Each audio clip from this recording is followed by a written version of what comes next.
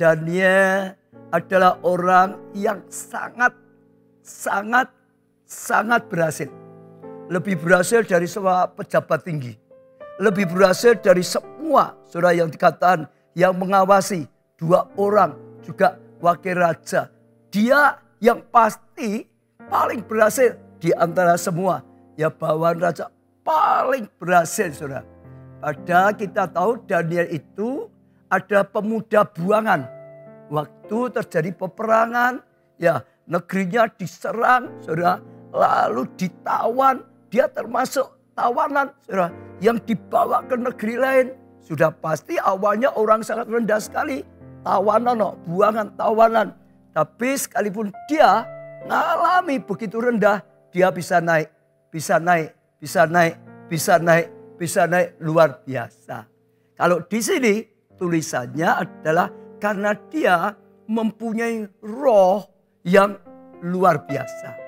Dia punya mentalitas, dia punya roh yang luar biasa. Lebih berhikmat, lebih karakternya lebih baik, lebih bijaksana. Sehingga dia ada cara mengatakan dia paling tinggi. Intinya pelajarannya, siapapun kita, keadaannya rendah seperti apapun, paling rendah. Tapi sekali lagi, bisa saja saudara menjadi orang yang terus naik.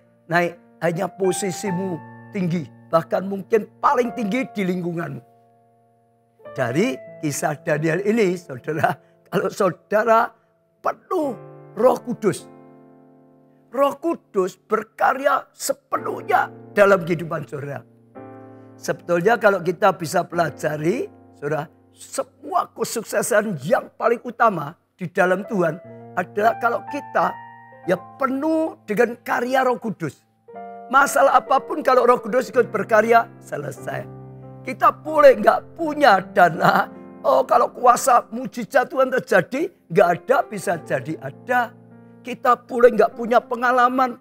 Tapi kalau penuh karya Roh Kudus, nggak pengalaman pun Roh Kudus akan buat hal yang kebetulan. Tiba-tiba jadi luar biasa. Yang pasti tangkap setiap kita, saya, saudara semua.